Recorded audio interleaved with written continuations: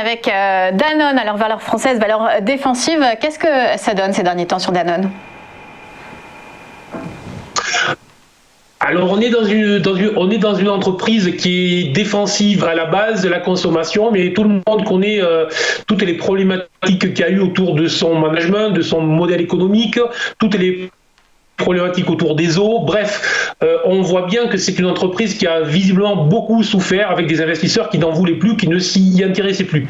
Mais désormais, dans une optique de recovery, moi j'étais plutôt haussier depuis un certain nombre de mois, en indiquant qu'on était sur la base d'une configuration haussière qui se mettait en place doucement.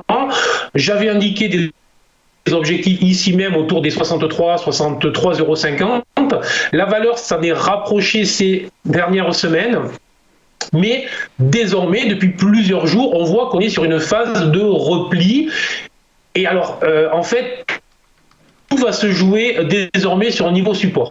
Vous l'avez indiqué sur le graphique, on a un niveau clé qui est autour des 55 €. C'est une ancienne résistance, un ancien support. Bref, c'est un niveau clé qui doit absolument intéresser les acheteurs dans les prochaines journées ou les prochaines semaines. Si la valeur vient chercher ces 55 € et que les acheteurs se réintéressent à ce titre, à ce moment-là, on aura une grosse probabilité de voir dans les prochains mois le titre Danone vers les 63,50 €.